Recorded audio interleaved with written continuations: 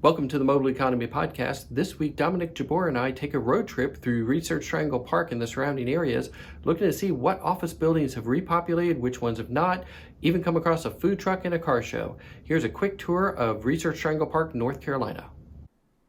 We're starting off the driving tour here at the Winchester Building at Imperial Center. There's approximately 50 cars in the parking lot. As you see, we do have a food truck out on this Wednesday that we are doing this driving tour. A couple tenants in this Winchester building here, and doesn't look like any single one tenant is what makes up the activity. What we observed was more that it was a number of tenants. As we turn here and pull into the Nottingham building, we observe about 40 cars in the parking lot here at the Nottingham building. That is kind of typical for what we have seen over the last couple weeks at this location. Then as we come over here to the Solutions Center, you notice that there is no cars over here. Unfortunately, the Fidelity building and the Solutions Center are very empty. We do see some people over there on the basketball court. This is lunchtime as we have the food truck out, and it's in the time that we'd expect to have people over there. But yes, the Fidelity Investment building that is normally very populated only has a couple cars. The other thing we will say is the restaurants over here. Page Road Grill has been doing very well. The parking lot is pretty full. There is our little blue spiffy box, and the new restaurant Lulu Bang Bang has been fairly full too. It is a kind of a smaller restaurant than Moblz and Page Road. I would say that Page Road has been doing the most amount of business. Lulu and Moblz are doing about the same, but the Page Road Grill has been very active. This is the new apartment complex that is at the Imperial Center. So it's running to open up very soon, and it is now a live, work, play facility with the new apartments coming on board. Next, we're over here at Stratford Hall. As we notice here in the parking lot, there are about 35 cars that we observe here pulling through the Stratford Hall building. The adjacent buildings are definitely much more empty, but Stratford, and then as we pull in and pull to places like the Chelsea building, we will notice that there are a good amount of people. So this is the Chelsea Cafe on the left. Then we've got the outdoor seating area here around. Chelsea looks like they were doing a fairly good business here on Wednesday afternoon. And we can kind of see off there in the distance as we pull up. We didn't want to show too many friendly faces there, but there were a number of people out and about around the Chelsea building, and there was a good number of cars. As we pull up to this next building here, we do notice there are some people sitting outside. The parking lot is pretty full here from the standpoint of having some cars in the majority of the spots. If you go around to the front, those spots were fully occupied. So this building here at Imperial Center is seeing some really good reoccupation. The next building we're going to take a look at here is the Carlisle Place, which is the home of predominantly Bioventus, but there are a few other tenants in that building. We counted approximately 55 cars in the parking lot, which we think were pretty good because a number of the cars were pulling out or pulling back in because it was lunchtime, so there was some activity there. But these are the companies that make UNC's building here at Imperial Center. Had about 75 cars in the parking lot. Was a little hard to count with the number of cars moving in the activity. Then this building here, which is just south of Society and the Randy's Pizza area, it had quite a few cars, 60 cars there in the parking lot. As you can see here, as you come up to some of the restaurant areas, which is where Panera and a new farm-to-table type of restaurant is, it had quite a bit of activity. Randy's Pizza, the Greek cuisine, tropical smoothie, they were all doing very good business here at lunch.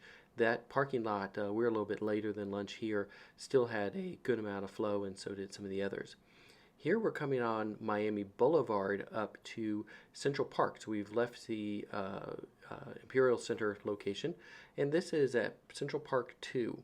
So this building is occupied by MindPath and Weatherby Health. Their activity was actually pretty good. You saw a number of the employees. Most of the cars are parked into the parking deck and around front, so you will see those as we turn here that there was quite a bit of car activity, and the parking lot was pretty full. Most of that activity is MindPath Care Centers. It's their corporate headquarters. Weatherby Health does not look like they have anybody in the building. We also came across the MindPath roller skating team that was out on a beautiful Wednesday lunchtime enjoying the weather. The Align and Solar Winds building was pretty much empty. There were only a couple cars. Now we're going to move over to Perimeter Park, and what we discovered over here were that some buildings had some activity. This building in particular had about 45 cars in the parking lot, and some activity of people out walking and about. And this is at the tail end of lunch, so some people coming and going still. Then as we bounce over here to some of the other buildings, such as the Channel Advisor building, we noticed that there were very few cars, if any, around here at Channel Advisor and Microsoft. But given the type of business that Channel Advisor and Microsoft are, they have definitely gone all virtual. So there were only 2 cars that we really saw around that building. Now as we come back here, we are noticing that there are more cars being occupied into this parking lot. This is the headquarters of the property management group, I believe, inside of this building. And there were more cars and activity going on here. So Teleflex Software is one of the main tenants in this building. It looked like it was probably a number of their employees that are in this building here. About 45 cars counted as we went through. This parking lot here had a number of cars in it, and we were able to get a count.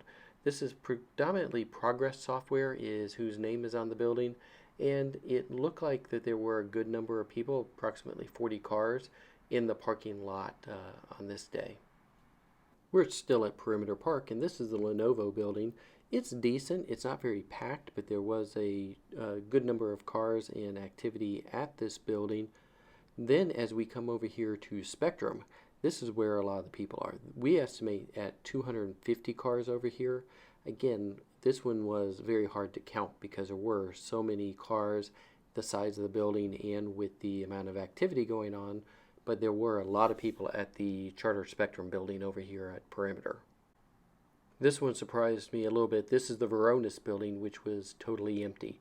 They're a tech company, so it is possible for them to work remote. But given they are a lot of call center and collaboration, I actually expected more people there. Now we're going to jump over to the Frontier. So this is the co-working space in the heart of RTP. The day that we were there, there was a decent amount of activity going on. There were some good number of cars. Not as many as we expected here at the the co-working space of things.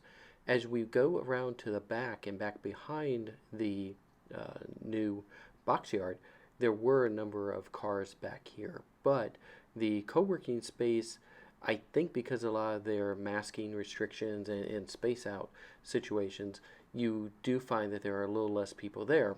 But their office space that have been built out back here in the other buildings did seem to have a good amount of activity going on. With venues like the box yard are gearing up for when RTP repopulates. It is fun to see how it is progressing. It has taken a lot longer than I think most people expected for the box yard to become online, probably due to COVID. But as we see, the box yard is nearing completion. I was surprised to see how few cars there were in the Triangle 54 building. Given the size of this building, the number of people that this building can hold, there were just a handful of cars in the parking lot, and there was no visible activity at the building. It did look majority locked up. Now we're going to jump over to Palmer RTP. So the buildings that are most populated over here are buildings 6, 7, 8, 9, 10. Those areas, we did observe some cars, but there were not much activity, and there was not very many people at the Palmer building. So complex. They have a beautiful outdoor green space over at Palmer. We went there. There were about 2-3 people, but in the parking lots, as you see, it was very sparse. Now we're going to jump over on Weston Parkway to MetLife and the MetLife buildings. This was amazing. The MetLife buildings, this is the MetLife 1 building, and normally this parking deck would be totally full of people if it were not COVID. And as you can see, there is nothing going on here in this building. It is totally empty.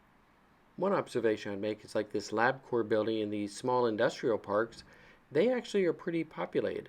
This one here had quite a few people with LabCorp at the facility, but also there were many of the other businesses over here had a lot of traffic, including walk-in traffic to an optometrist, as well as some other businesses. And they actually had a food truck out here, and the food truck was doing a decent business on the day that we were there. This video was shot at the Credit Suisse building. Normally this parking lot would have a lot of activity. They are one that has a weekly food truck rotation and normally would have tons of cars in this parking lot. As you can see today, there are absolutely 0 cars. Now we're going to jump over to the Cisco campus over on Kit Creek. Again, very few cars throughout the whole campus when you drove through. The count was about 30 cars is all that we had. Across the street from the Cisco campus is the NetApp area, and the NetApp campuses were very much the same at their buildings. At the 2 main buildings and then the data building looked like that there was maybe 4 or 5 cars at 2 of the buildings, and a couple of the buildings had absolutely 0. So there was no activity going over here at the Kit Creek campuses. Now this is Saturday morning. The governor of North Carolina had lifted the mask mandate on the Friday. This was on Saturday after we had shot the video previously on Wednesday. This is the same building, the Churchill building that we had in the pictures and those restaurants, Firehouse sub area. And you see the Coffee and Cars car show going on here. And it stretches all the way from the Churchill building over to the Fidelity building, where we saw that parking lot was 100% empty and the people were playing volleyball back at the volleyball court.